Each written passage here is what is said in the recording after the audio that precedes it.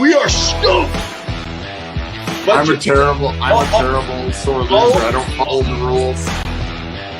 All the bearded guys seem to lie. Yeah. There are rumors galore.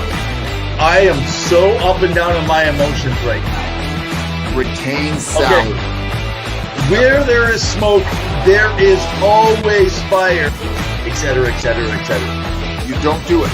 Been there, done that. And we'll get into it later. They know crap about hockey. Come on. Well, I laugh it off. I have no issue. Here's the thing, though. I have nothing to do. I'm okay with this deal. There was no other option. So now you have nothing. We already blew it. Win now, win now. It paid off. I will eat my pants. Hey guys, it's Two Guys in Hockey Talk. I'm Pavel the Cat Sigmund, and I've got my beautiful co-host, Rev and Evan Reynolds. Glad to be back for another Two Guys and Hockey Talk. I'm actually surprised you called me beautiful today. You must be in a good mood. Looking behind you, looking behind me, I thought it was a blue kind of day. Yeah, it's been kind of bluey in the NHL, so I figured we have the Blues and the Toronto Maple Leafs. You know, they've got some blues with that loss to the Montreal Canadiens. But hey, go Crawford, what a man. But Evan, we've got a jam-packed show tonight. Once again, we want to thank ASAP Network for sponsoring us and allowing us to be on the show. They're a great partnership. If you haven't checked them out yet, go ahead and check out their Facebook page. Go ahead and like, subscribe, and share. We're going to be on there all these episodes. We're hoping to continue that partnership and grow some more. And remember to follow, like, share, and subscribe our shows. But let's get started. First, get a Revy. You got a bevy? A bevy for the Revy. Woo! Bevy for the Revy, right? We're not going to start that trend because that just sounds awful. Well, hey, since I got my jersey on, KHL, baby, KHL. Let's talk about the Olympics. Let's start with the men, move into the women. Let's go non-NHL to start today's show. So just so you guys all know, if you're following, you're new to us here at Two Guys in Hockey Talk, you're not that familiar with our show, we like to talk all things hockey. That means nothing's out of bounds, or we should say nothing is in the penalty box. We accept all conversations, roller hockey, ball hockey. We haven't done it yet, but I'd love to bring in a bunch of boys talking old street hockey one day. That would be fun, talking about some of our best memories, but they got to be cool stories attached to those. So I thought, let's talk about the men in the Olympics that just completed and talk about this because I actually was wrong, and I will admit it. I'm wrong once every 4 or 5 shows. I have something that I did not predict correctly. I thought the KHL meaning the Russian league, who has the most players that were put into this whole thing, including Canadians and all over. But I thought the Russians should walk away with this, and they didn't, Pavel. So update us on what happened, man, in the men's part of the Olympic men's ice hockey. Well, I want to congratulate Team Finland for taking gold and winning, right? I mean, Team Russia, congrats on getting silver. But, I mean, Finland, they have a great young program up there. They've been rocking it. They won the juniors a few years back. They have a lot of talents. I know Patrick Laine was interviewed about some of those players on there, and, you know, he couldn't pinpoint the best one. And I know he would have probably represented that team if he was there at the Olympics with the NHL, but credit where credit's due. And as a side note, I do want to give credit to Slovakia for beating out, who was it that they played? Sweden. And sorry, it's so many games in my head. You know, and taking it, I believe it was 2-0, if I recall. And they were playing very well. And the celebratory parties afterwards in the locker room from some of the videos were phenomenal. So we've got some new champions, new crowns. You know, and for Team Russia, you gotta wonder what was lacking. Was it defense? Was it, you know, just the pressure? Was it goaltending? Which we all know goaltending in Russia has been elite. They've produced some incredible goaltenders in the last little bit. But what are your thoughts? Well, first of all, let's give a hats off to Finland being the first first ever gold medal at the men's Olympics hockey. So kudos to them. Okay, so I'm going to give you guys an interesting fact. Anyone that follows hockey usually is familiar with the save percentage of goalies. The Finland goalie had a 950. I'm going to say that again. He stopped 95% of every puck that was shot on net. That save percentage, now I know it was a short amount of games because they only played 7, but still, having a 950 save percentage, a goalie wins you the tournament. Now, Sweden had a 932 save percentage, so I'm going to say this tournament was decided by goaltending, man. Yeah, baby. That's what I'm going to give you. But on the goal scoring part, if you think about this, the goal scoring, so Finland comes in 1, 2, and 4 for top goal scorers, and all of them scored 7 points. Only Adam Tambellini of Canada finished with 7 as well, but 7 points in 7 games, it's not a lot in ice hockey, especially in the Olympics, when you're playing some teams that aren't as good. But the goalies were outstanding, brother. You would think that Russia would want someone like a Shesterkin or a Vasilevsky behind the net because their numbers are pretty solid this season with their respective clubs. So, yeah, I mean, props to Finland for coming out playing hard, tight grinding game, and they got it done. And sometimes it's one game, that's all you need just to prove yourself. And Team Finland did it. So I'm excited to see what happens with Finland moving forward. Go ahead. What do you think is going to happen in Russia? Is this going to be an issue that they had a fairly strong team where the favorites, they haven't been winning as often in the World Championships and in the gold medal games, and they're not coming out as victorious, and they want superstardom. They want to be the team internationally. I mean, for many in Russia, winning the Olympic gold medal and or the World Hockey Championship is the number one thing, even more than having players go to the NHL and win the Stanley Cup. 100%. It definitely will raise some eyebrows, raise some questions about development, team dynamics, play. I mean, they're still producing excellent players in the KHL. I mean, so many things could have gone wrong. There could have been injuries. COVID could have gotten in with some players. It's so hard to say. I would say for this Olympics, it's a one-off just because of the nature of the beast of what the Olympics were this year. And politics aside, it's just, it was very unique conditions for everyone. We saw the game with, which we talked about our previous episode, so make sure to check it out. The women's Team Russia and Canada playing with masks. That changed the dynamic. Not saying they can't play like that. I'm saying the circumstances under which you're playing are completely different than your typical hockey game, right? There wasn't as many fans in the building. Would that change if you had, fandemonium in the stands? And you know how that gets people riled up in the NHL right now as you see it between Canadian and American markets. So it definitely will raise some questions, but I don't think that they were able to produce the best product on the ice. And unfortunately, without the NHL there, it's tough to send your best because the NHL has the best. Yeah, exactly. So, okay, well, hey, the women's, congratulations to Team Canada and Team USA for the gold and silver game. It was a fabulous game, just fabulous. Okay, so I'm going to let you comment a little bit about women's hockey even around this, outside of this. So mentioning that, I just want to give a couple stats out. First of all, 8 out of the top 10 goal scorers were Team Canada. It's a first. And the top 6 were all Canadian. And Sarah Nurse, she is the sister of Darnell Nurse, who is cousin. It's cousin. Sorry. Kia is his sister, who is the basketball player. Yes. So another cousin. It runs in the family. Great. I just got corrected by Pavel, who knows absolutely nothing about hockey. So you guys might as well stop listening to the show. No, we've been teaching them.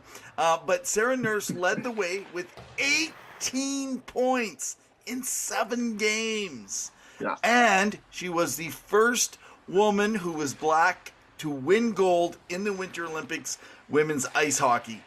That is a great milestone to be able to put out forth for all the other young ladies that are aspiring to move into hockey.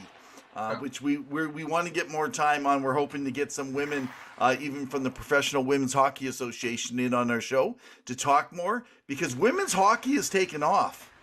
Yeah, yeah. There's definitely a want and a desire in the public eye, and again, I'll reuse this word pandemonium for wanting to watch women's hockey. And I think you could tell that it grew. And I mean, they talked about how it was one of the highest viewed series this year for 3.54 million viewers, which is more than any other NHL game this season. So NHL, Gary Bettman, take notes, because clearly people are watching women's hockey and they love it, and the NHL needs to get invested and start funding and sponsoring women's hockey, because we really need to see more of it. Absolutely. And this is not to take away from what some of the other teams did. Team USA played elite, Team Sweden, Team Russia, like all these women teams, they got girls all around the world excited, and boys. And I am excited to see the next generation of stars that are going to come in because of people like Sarah Nurse, because of Marie Poulin, who come out and shown that they are capable and they can play very well and at an elite level and make it fun. I was honestly glued to the TV watching that series, and I was more invested in that than I was in hockey that night for the NHL. Just how fun it was to cheer them on. So props to them. We'd love to have a Canadian women's player on the show or a broadcaster to talk more about that, because it's a growing sport. It's a growing demand. Sponsors are going to get involved. And why not? It's a good, booming business. Absolutely. So I just want to mention, if you guys aren't familiar or do not know, and you just catch us through another page on Facebook or on YouTube, again, like, follow, share us anywhere on our Two Guys in Hockey Talk. If you're following us on All Sports, All Play Sports Network, definitely you can follow us on all the social media platforms as well. But on our page specifically, on our Two Guys in Hockey Talk page for Facebook, you will see some of these things we're talking to you about today. We posted throughout the week. We always throw stuff out there. And one of the things we talked about that I mentioned is, what if, and I put this out on my Twitter, by the way, you can follow me at Revenev. If you want to follow on Instagram, you can follow my co-host here at Color Avenue. But my partner, Pavel the Cat, only posts about cats. That's it. They're the best. He's trying to claw his way into hockey, but it hasn't yet worked. So you can go follow him, and then just for fun, unfollow him. It's perfectly okay. But anyway, I wanted to say that I actually think, like the NBA has the WNBA, what if the NHL had the WNHL, a women's national hockey league that was sponsored by the same team? So let's just say the New York Rangers, the St. Louis Blues, the Los Angeles Kings, etc., so if there's losses, they can absorb them within the overall business of those teams. But finding teams maybe in larger markets where you have the mass, so that you can at least have, say, 8,000 to 10,000 fans out per game, being able to, and even if their season is a shortened season, what a great start to really build the game. Because the truth is the more that it becomes more international with local teams, not just the Professional Women's Association is going great, but it's all owned by one group. This is where I wonder that independent, if now might be the time. And we're hopefully going to get a couple people on that can talk to us more about this in the weeks ahead. Well, and my only comment to that, and this could be a mini rant that we have once we have every week, as you know, is if Gary Bettman can sponsor the Arizona Coyotes in that situation, they could definitely sponsor women and sell out more tickets than the Arizona Coyotes. And no offense to the fans, I'm sure there are a lot of Arizona fans who love that team, bleed those colors, and they follow their team religiously. But to tell me that you're going to allow a 5,000 seat arena at ASU, but not allow women's hockey to have about 10,000 people, which I guarantee you can sell out, I don't buy it. Okay, so I haven't done my checking here. We're in a little mini rant this week now. We're jumping ship just for a moment. talking about attendance, I'd like to know. We have, by the way, a lot of about 47 to 51% back and forth each week. Our viewership are Americans. Which is amazing. I want to thank you, America, for following these Western Canada brothers co-hosting Two Guys on Hockey Talk. And we want to sharing. congratulate you on President's Day because you just had it. Woo! Hey, good for you guys. Okay, so one of the states, so the main states that are following Two Guys on Hockey Talk are, and one of them is Florida, New York, and then New York and Nevada. That's the three top ones. So, and California comes in fourth. So out of those states, if you are from another state, I see Michigan's been picking up recently. You know, not too bad, not too bad. Massachusetts is coming up.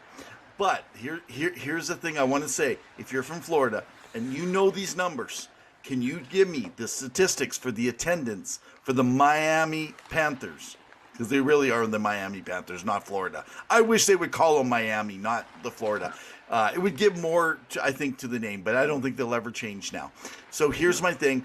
I'd like to know, because my understanding is not long ago, you guys had a hard time selling tickets. There was your basic faithful. Now, Florida is an incredible team right now. We'll be talking more about them in the weeks ahead, a little bit here and there. But, I mean, they struggled with attendance, but nobody really talks much about that like they do in Arizona. And I think the difference has just been ownership. Ownership, they may not have the people and the attendance, but they always find a way to not be in the news at least. Well, we also want a winning product. You know, you saw what the Tampa Bay Lightning did in the last few years since their inauguration into the season. And, you know, they've won 3 Stanley Cups so far. They've gotten people excited. And now you have a battle of Florida. So now you have, you know, Tampa Bay versus Florida. They're exciting. Both teams are winning. They're playing elite. Playoffs should be fun. One of the best series last year, again, was Tampa Bay and Florida. And, you know, moving forward, when you have a winning club, it attracts people to go watch, right? You know, in Canada, you guys may know, in the States, we will religiously follow any team the same way you guys follow NFL teams, regardless of how well they're doing. I'm looking at you, Dallas Cowboys, you know, the Toronto Maple Leafs of the NFL, right? But people still buy tickets and are season ticket holders, and they still rock it. So, at the end of the day, you want a winning product. Go ahead. Just pulled up this season's attendance. Now, it's not really fair because some Canadian teams are hit with restrictions. But Tampa Bay is leading the way in 24 games with an average attendance of 19,092. Washington is second with 18,570. Minnesota 18,500. Chicago at 18,111. Vegas at 5 at 1882. So just coming down here, trying to look to see where we are. Florida, this isn't bad. They've been averaging 14,011 every game this year. So that is actually very exciting. Arizona this year has been averaging 11,600, while Buffalo has been averaging 8,600. Buffalo's struggling, but they've got some work to do to recoup that market. So you know what? Let's devote a show, because I think one of the reasons is ownership. So we need to devote a part of a show to ownership and bring someone in, and let's talk about the ownership of franchises and how much it makes a difference. So, okay. 100%. All right. Hey, before we go to something else here, I want to just take us to a quick little fun fact about hockey. Okay, guys, you ready? As legend has it, when hockey was played in its very first early days and created, I want you to know that a frozen patty of cow poop was used as the puck. Isn't that insane? Is it because you were alive to play that game and that's why you know that? Fun fact, look it up. Cow poop, a frozen patty of cow poop, was the first puck used in the earliest invention of hockey on the pond. I know we usually don't swear on the show, but no shit. All right, you know what? We like to talk about different teams. there is a Yes. team that we have not talked about in quite some time. Let's take a Yes. little time and talk around this team right now. And that All right. is way over in northeastern United States, the New Jersey Devils. So let's talk about them. What do you think about these guys? What's your thoughts on their game this year? How the team's been building? What's your quick thoughts on this here, Pavel? So, you know, New Jersey has had a long history of having some great success in the mid 2000s. You know, Martin Brodeur is probably one of the best goalies out there. You guys can agree to disagree. Probably top three just of what he's done. You know, there's people who have talked about Patrick Eliash and what he did for that team. Scott Stevens playing for that team. Really solid built guy. Really like strong defender. What I find interesting about New Jersey is that it seems like that rebuild has been going a little bit longer, and there's no big changes that have happened. There's no strides that have been taken by that team this year that I thought maybe there'd be a bit more competition. Now, they went out and got a big fish in free agency, Dougie Hamilton, and of course, Carolina wasn't going to pay him that big money, but he got that big money, and all the power to him. I never... dispute any player who's going to get big bucks. I definitely would want my own big bucks. But really, apart from Jack Hughes, who has been electrifying, and Nico Hischier, who's been a very solid two-way forward center for them, you know, and was named captain, that team has really had a hard time taking its strides. Now, you know, they have Mackenzie Blackwood as a backup goalie, or as their main goalie, who was considered potentially as a backup for Team Canada, provided the Olympics were happening. And of course, there was some issues with vaccines. But really, there hasn't been much there. And, you know, they went through a few pickups. You know, they got Ryan Graves in a pickup from Colorado in a trade just before the expansion draft. You know, so you thought that, you know, on the back end, they're pretty solid, you know. They have Ty Smith, who's an up-and-coming defenseman, and I think he's going to be a top solid four guy. I think he's great, but he's still taking some time to develop. You have PK Subban, who's on his last year of his contract, and last year he kind of had a downfall, but, you know, this year he's been solid, you know, doing some slew foots, which was not exactly the prettiest, you know, and I think he needs to cut that out, and I think he has. Yeah. You know, but really, like, there's not really much going on. And I know there's talks now of even trading Pavel Zacha. I mean, what a great player with an amazing name. How can you not love that guy? And he's potentially going to Vancouver. He's been linked to Vancouver. But really, there's not really much going on. And for whatever reason, it's ebb and flow with New Jersey. And I'm wondering, is it coaching? It can't be, because they've gone through quite a few coaches. And all those coaches have gone on to be successful for other teams, like John Hines, you know, and I believe it's Lindy Ruff who's there, right? Yes. Yeah. And Lindy Ruff is an excellent coach, but for some reason they're struggling. You know, they're not in the top 15 for PowerPoint points, for penalty kill. Like they're weak there. And I'm wondering, Evan, what it is that you can fix, because I thought they'd take strides this year and compete. Now, granted, that Atlantic area is very, very challenging. Is it Atlantic or Metro? Atlantic, yeah. Atlantic, yeah. Yeah. And so, you know, you wonder to yourself, what's next for the New Jersey Devil? What are they going to do? They keep making these big splashes in the summer, always one big free agent that they get, but it doesn't turn out to anything. And they have a lot of good core pieces, don't get me wrong. And they have a lot of good prospects coming up, but it just seems like there's just a staleness for it to move to the next step. Yeah. Well, and something interesting about, I mean, the franchise, we're talking how many years they've been struggling now, of course, right? But like, I want you guys to think about this. So they entered in the later of the 80s is when they became, or was it mid 80s is when they became entered the NHL. They came from the Kansas City Scouts. Now listen to this though, or the Colorado Rockies. Sorry, Kansas City Scouts, Colorado Rockies, then over to become the New Jersey Devils. So something interesting. I want you guys to recognize this. The New Jersey Devils. Let's give them their due in Stanley Cup lore. So they have won 3 Stanley Cups. They have been in 5 Stanley Cups. They are the 10th. They have the 10th most cups, and they have been in the Stanley Cup Finals the 9th most times out of all 32 franchises or along the history. That's amazing. I mean, some great Hall of Famers. Yeah, but now they've been struggling. They've had 5 top 10 selections in the last 6 years, and this year they're probably going to be in top 10 again. That's going to give them 6 within 7 years. Only 1 year, and that was because they made it to the playoffs when Brett Hall was their MVP. Taylor Hall. What did I said? Brett Hall. Brett Oh my Hall. Goodness! I'm going to be honest. I took a nice dip in the hot tub before I came on the show, so I'm definitely feeling relaxed, and it's obviously showing. I'm not on my game. Thank you again. Are you still thinking about cow puck poop? Oh shit. Okay, so let's explore what's happening.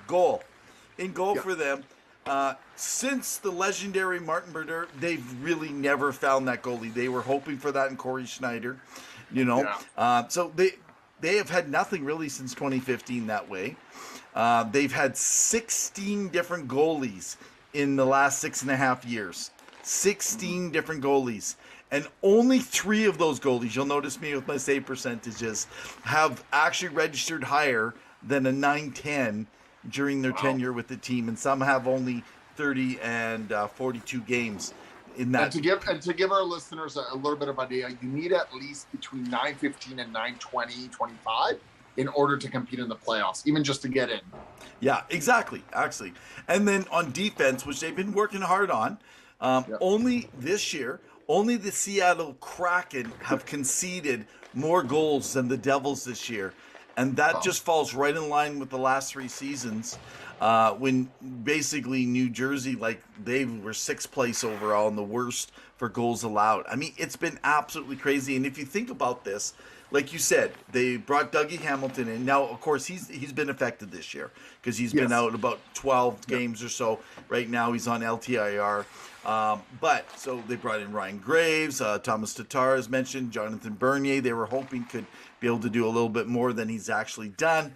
But they haven't finished higher than 5th in their division. I know it's got harder, but what is the issue? And so I know a lot of people, they've changed around GMs, they've changed around coaches.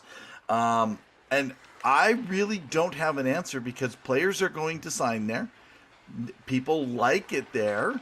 The fans, while they don't have as many core fans overall, they can still fill that stadium. They're rabid fans. They're great fans out there. In fact, one of the first games, Ellenbogen,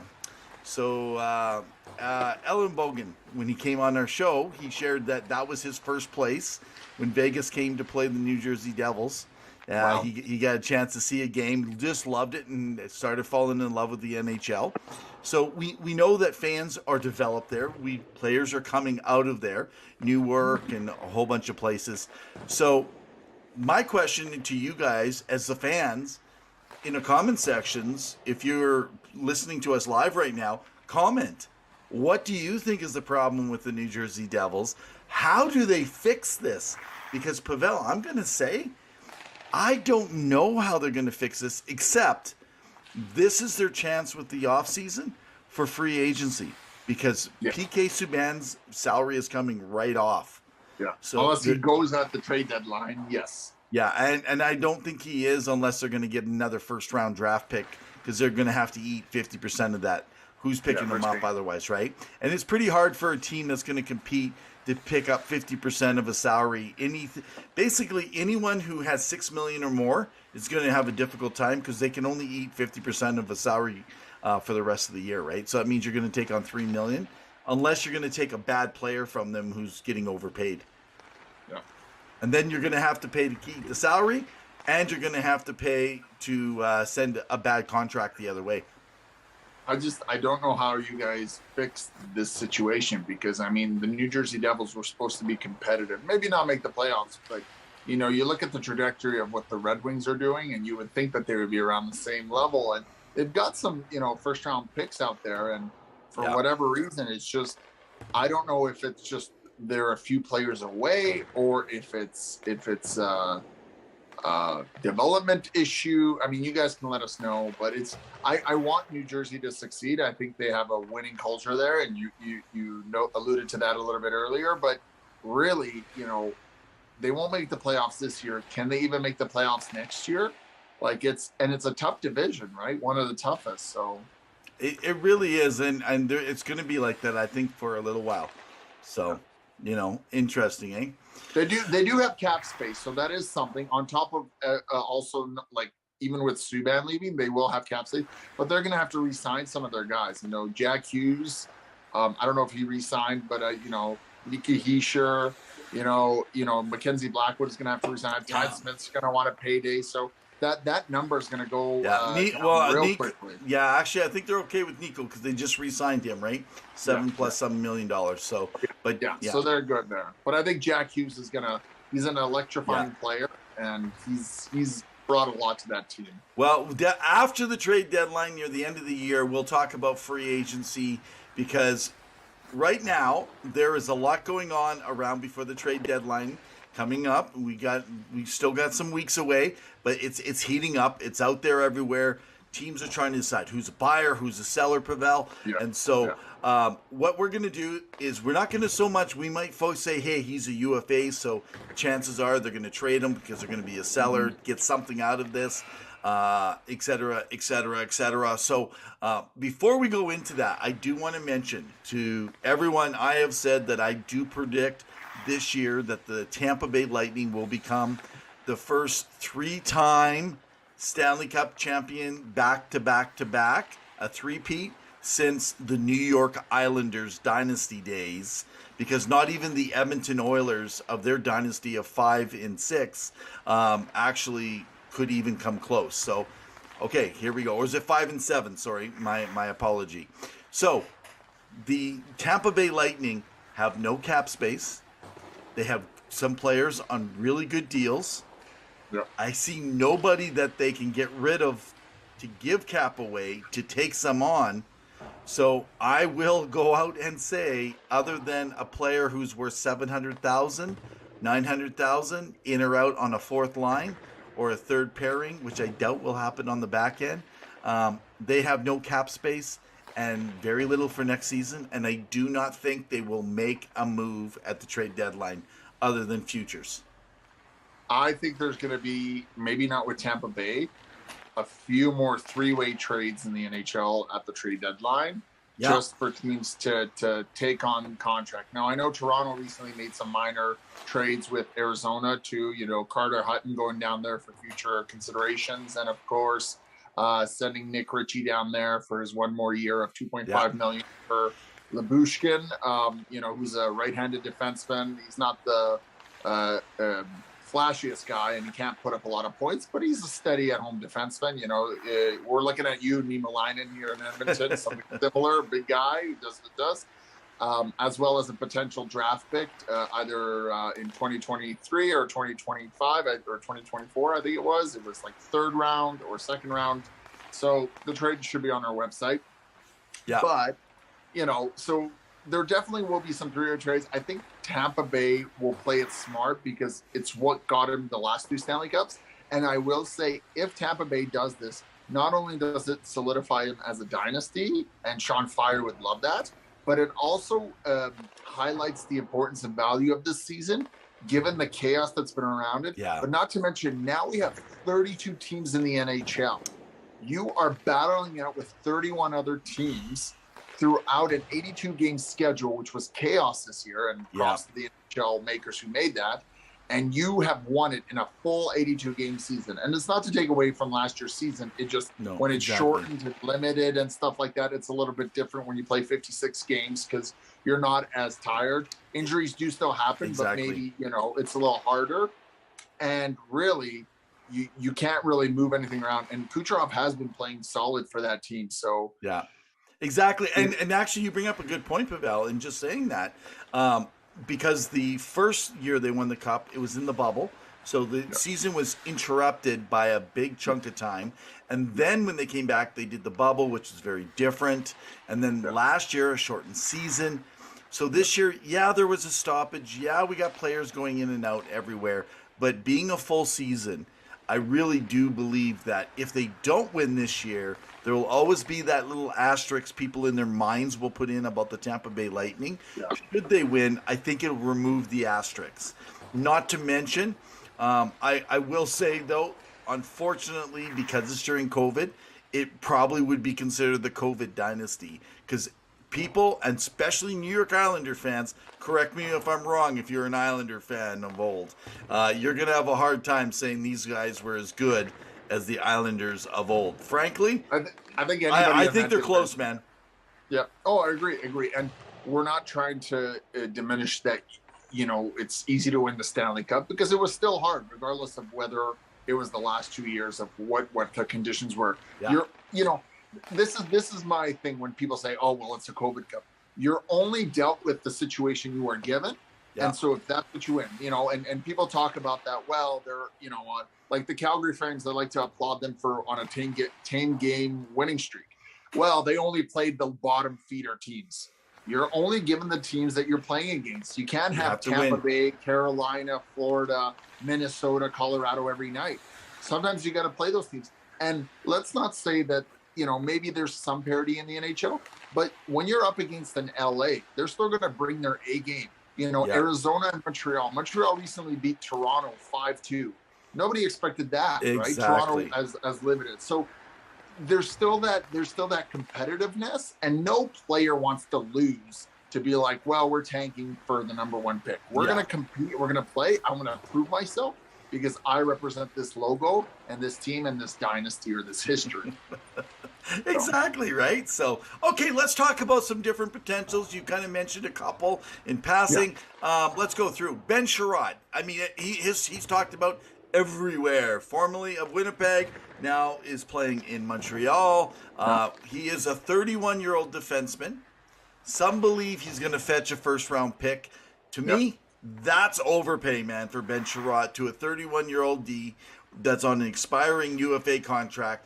If they trade him early, there will be no first-round pick. If there's desperation in the last day and the moments of the last hours of trade deadline, maybe he could fetch it.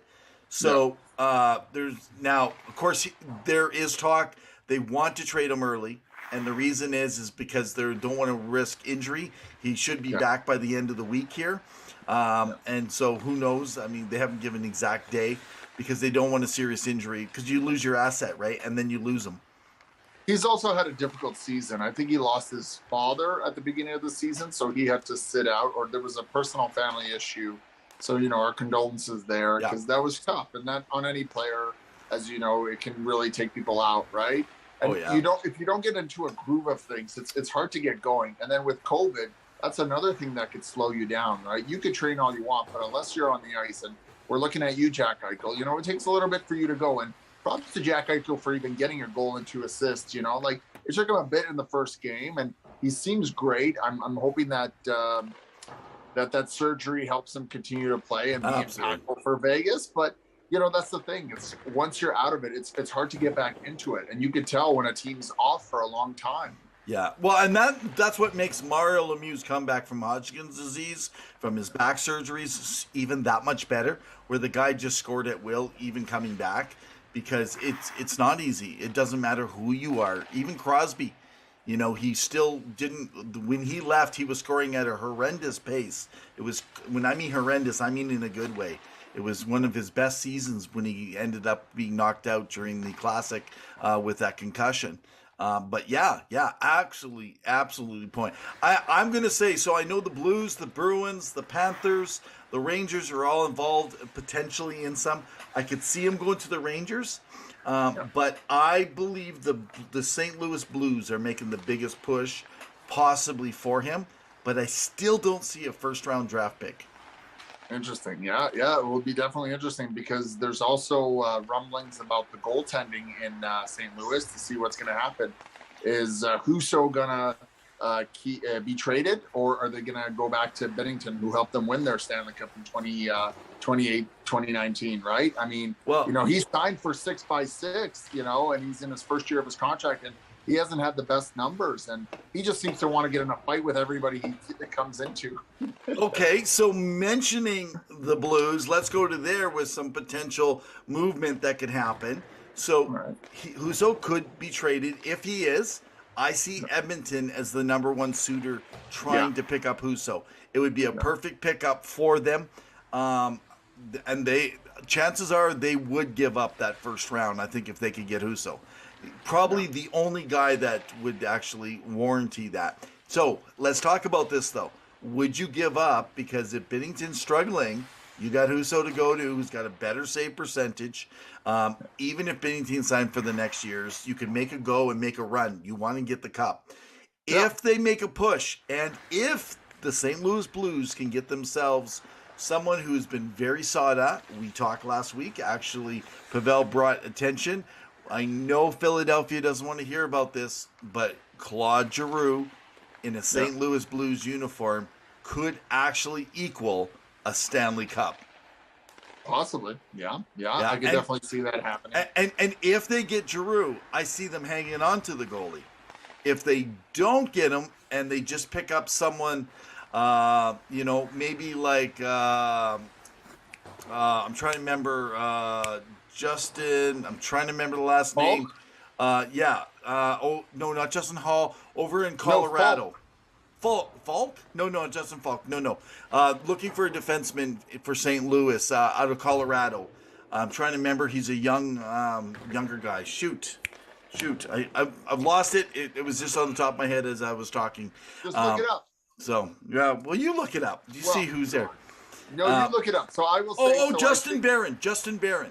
Oh, Barron. If they could pick up someone like Justin Barron from the Avalanche, which may only be available for a better player, so I don't even know if that's possible between St. Louis and Colorado, which I doubt. But I will say there is more names starting to be suitors for Claude Giroux. They're crazy names, and we know some of them will not go at all. For example, but the number one spot it's always talked about is the Avalanche, preparing and bringing him in. Is that even possible? You add that in. I mean, that I think that's instantly takes them to be the favorite in the West. Vegas, which we know they have no more money. There's no way that's happening. They just brought Eichel back. Edmonton would do it in a heartbeat, but Edmonton has no way to move the money to be able to bring, and they might pay the assets. But again, would they pay the assets? Holland says not that for he's a rental. not for a rental. I mean, even though you're all in, who knows? But there's no way that we know that's happening. So St. Louis is probably the number one. But I want to throw a team out to you as a possibility in the free agency we'll talk about later in a couple months for next year, for him to not come back to Philly. And I know Philly fans will hate this, and people will say it never happened, but it happened with Mark Recchi, happened with Rick Tocchet. That is the Pittsburgh Penguins. Could he sign a 2-year contract in the last years with Malkin, especially if he resigns, where he could play with Crosby and Malkin on a couple years, maybe at a better price because he's made his money. But so anyway, here's your wild card. So I think St. Louis or the Wild. If the Wild can find a way to do it, I could see them making the push. I'm going to give you a prediction. Although it may not come true, but I could see Minnesota making a push for it because Bill Guerin is bold and he makes bold choices. Watch him push for Joe Pavelski from Dallas Stars. He's a playoff performer. He's on his last year of his contract. I believe it's around $5.5 million. When he signed that, people were complaining about, he's too old, he can't perform. Joe Pavelski has been one of the best players for the Dallas Stars and putting up points with, I believe it's Nick Robertson's brother, the Robertson brother. It's escaping me, Jamie Robertson or something like that. He's been performing very well on that line. So watch Minnesota try to get on top of all the scoring. Right, Minnesota and Colorado are the teams to beat in the West. That's my prediction. So I will say I do know, Joe Pavelski is like a fine wine. He just gets better with time. But I do not think that he will leave actually Dallas. There's talk that But he's Dallas resigned. Dallas is fighting for a playoff spot. They may not make it.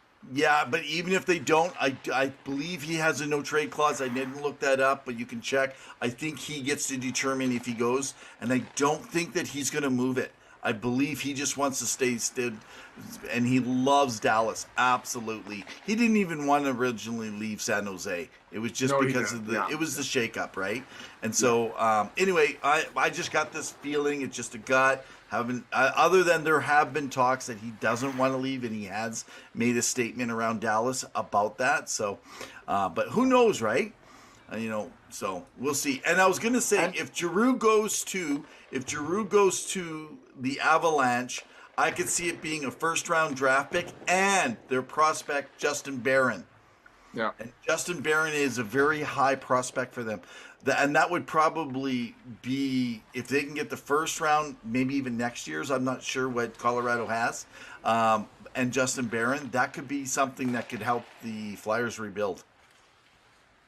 Yeah, the Flyers are definitely in a rebuild. I mean, I know Chuck Fletcher talked about it. They're trying to make the playoffs again next year. They're going to have a little bit of cap space, but they've signed a few guys to long-term big deals, and I know they're taking calls on people like Travis Konechny and a few others. Again, Jamie Basko is a great insider for them, so if you have any questions, follow him on Twitter. But really, I don't know what the Flyers are right now, and they need to figure it out. They need a full season of Ellis. We did talk about them a few weeks back, but it's tough. Yeah, Justin Braun. I was going to say Justin Braun. He's UFA. He makes 1.8. So consider two teams in on the Justin Braun depth defenseman. Doesn't make too much. They could give up something, and they can get something out of him because he's probably not returning next year. Is the Toronto Maple Leafs and the Edmonton Oilers.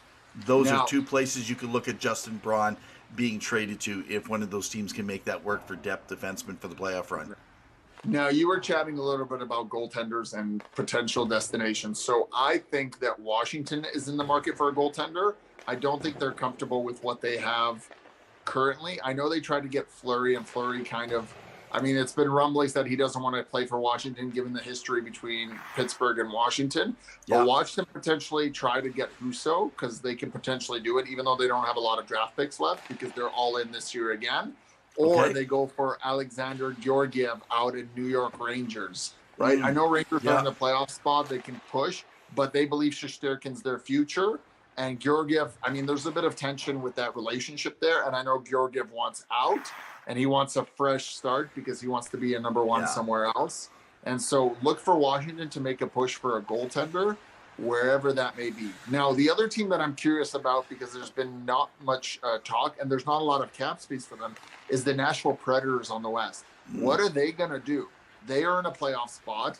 They're solid, in terms of their depth on their D. Of course, they could always improve a little bit more, but, will they go? Will they be a wild card for a Claude Giroux? Maybe they can't make it work. I don't know. Anything is possible in the NHL. I don't even think they're making the playoff, to be honest with you. What are you talking about? They're going to make the playoffs. No, I think they're going to be pushed out. I don't think you're going to find them in the playoff run. We can talk in another week about who we see actually already, and they're right on that edge, in that spot right there. And I don't think Nashville's good. They've been running their goaltender. They've been going off Saros. UC Saros. Yeah, and they've been running off a hot goaltender this year. And I don't think it's going to continue. I don't think. Well, they played Riddick against the Florida Panthers last night. So, and they were able to win that game. So, yeah. So what does that mean, though?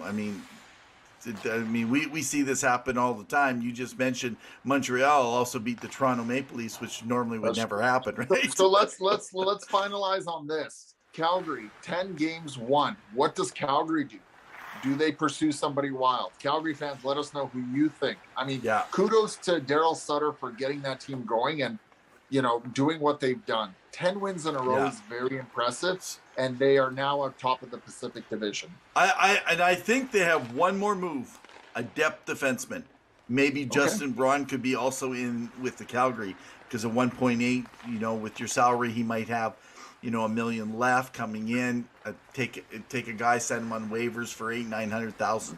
that would work right into their wheelhouse. With them picking up Toffoli, I think that set them up fairly well. What about Johnny Gaudreau, who's on his last year of a contract? What if he doesn't perform and he is a New Jersey boy? Do you think there's potential of him going there and potentially transitioning over there for something with New Jersey or Philadelphia or Rangers or Islanders? Man, we're going to have some good unrestricted free agent talk, eh? Florida could maybe pick up Malkin. The Devils could maybe pick up someone like Johnny Gaudreau. Should be fun, man. I'm predicting that Malkin's going to stay in Pittsburgh. I really don't. I do too. I don't either. Okay, we only have a few minutes left to mention a few more things. Cal Clutterbuck, I'm positive he's going to be on the move. So look at, and this could also be, if they make a Giroux, I think the Avalanche are going to look at Cal Clutterbuck. I think he'd be a perfect for the playoff run. He's 34 years old. This could be his last year, but he's going to probably draw the most interest for the team. Zach Parise, I would ask about a few people, what do I think about him?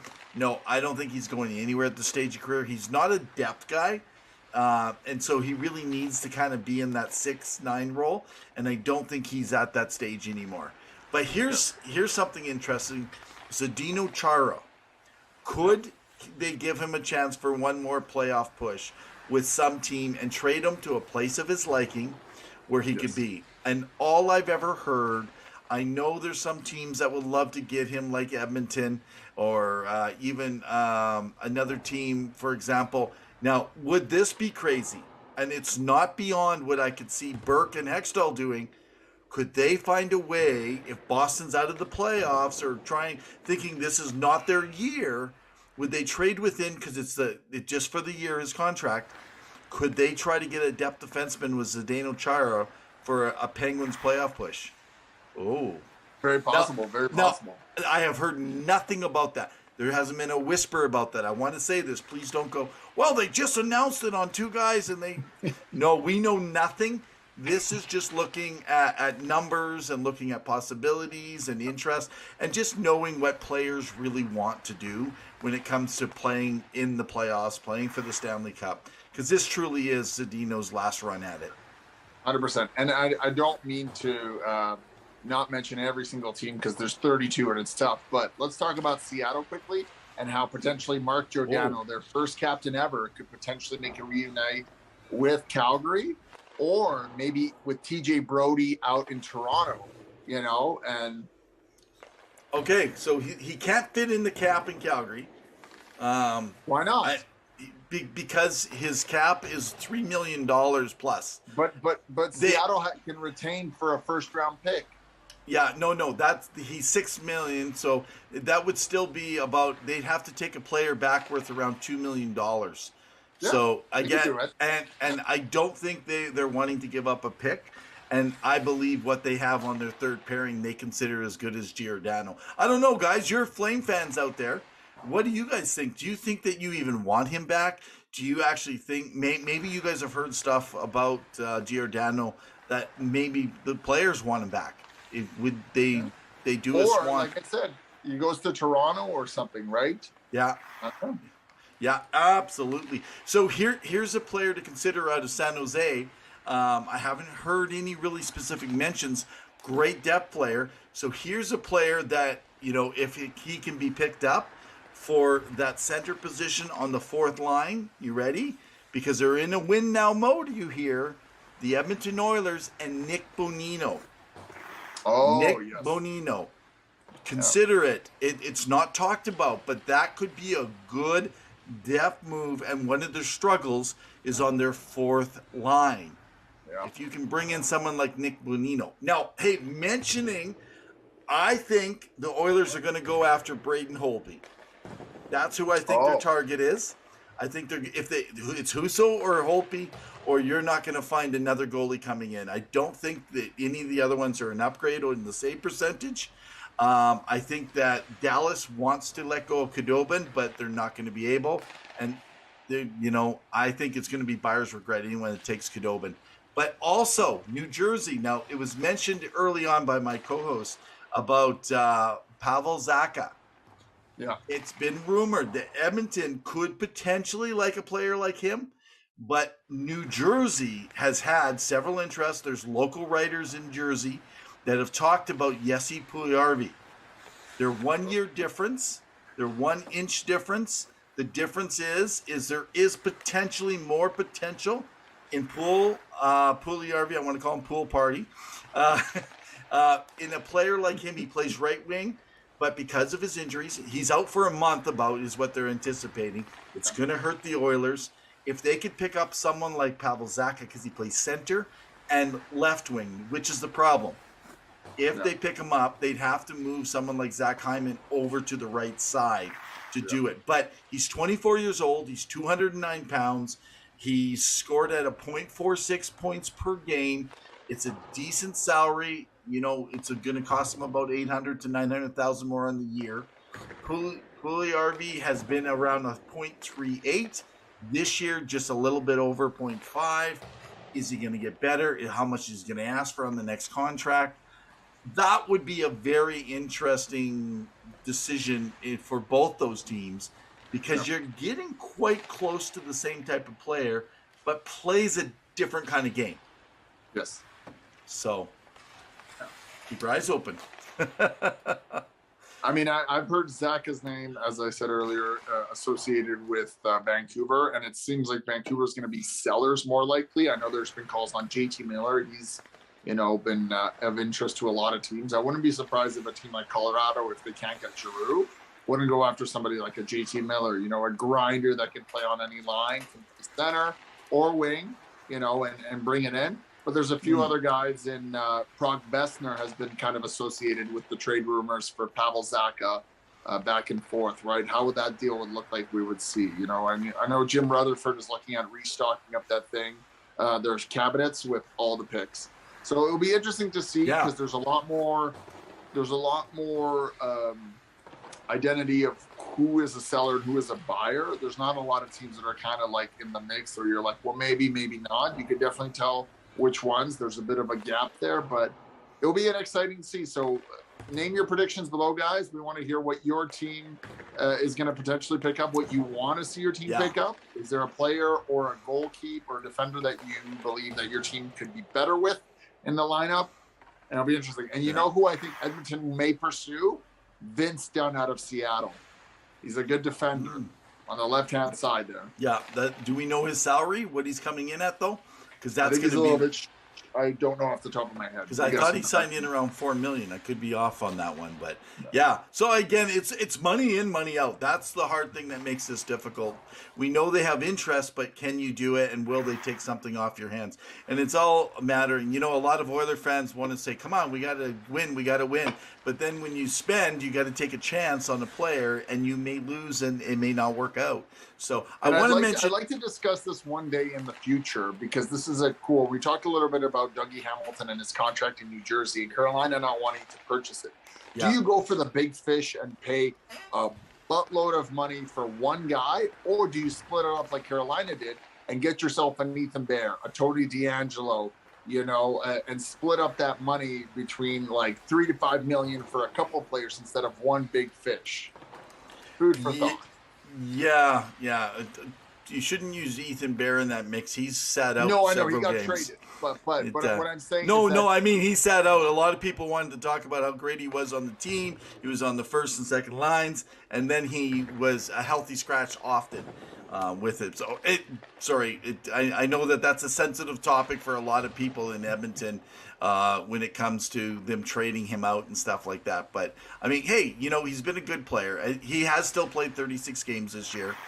So he's only sat out 7 or 8, and he's been okay. I think he's got less than 10 points, though, in those games, which is about what his average is. But, guys, I think what Pavel is telling us is, what about not having the number one and a whole bunch of number 2s and 3s that you can have 2 for the price of 1 and have more depth, right? Yeah, exactly 100%. So. Okay, last guy I want to just mention really quick. We got to wrap up, guys. We've heard so much, where there's smoke, there's fire, we always talk about. And when it's Arizona, there's always fire. Chikrin. He's a 23-year-old left-hand defenseman. Now, I just got this today. Haven't heard this until today. Maybe some of you have heard this around. There's a lot swirling around California. The Yes, LA LA. Kings have a strong interest in Chychrun, which would make sense on this rebuild right now. But what would they give up? And it is known a lot of people are really interested in their 2017 11th overall, Gabe Velarde. He's a point per game player right now in the American, and he's had chance, basically over these last 4 years to really develop his game. Could that be a player that Arizona wants? Plus a whole bunch of, but they're gonna have to give up the house, I think, to get him. But Yes. I don't know, man. See, this is a player, I think, if you're a team that's where right now, maybe where you're right on that edge, you're like a Toronto. If I was Toronto, I'd be going after Chychrun. I don't know what you Maple Leaf fans think, but I think that I don't know. I don't think they're gonna. But that's a player that they need. Especially since Jake Muzzin now is going to be out for a little bit, and your faith in Justin Hall and Travis Dermott isn't as big as you want it to be, right? Like your top pair is set, and Morgan Riley and Sundin, but the rest, Muzzin now is out for until the playoffs most likely, just because of that scary incident that just took place. Wow. What are you going to do? Well, man, any last thoughts before we wrap up? Nope, that's it. It's been an exciting show, lots to talk about, and I'm glad that you're here. You made my night better than blue. Well, hey, I just want to say thanks again to the ASAP Network. Thanks for all of you that are new to following us here. We always ask that you like, share, follow us. Follow us, obviously, on ASAP. Follow ASAP. Follow us also. Make sure we always got to put our push in for us, number one, man. We're looking out for number one. Right on, baby. I'm Adam Cole from the AEW. Okay, guys. So anyway, it's been an exciting show. Thank you for joining us. This was episode 22 of season 3. My name is Evan Rennertz, known as Revenev, my co-host. Pavel the Cat Zygmunt. And on behalf of Two Guys in Hockey Talk, in the meantime and in between time, keep your sticks on the ice, everyone. Stay safe. Cheers.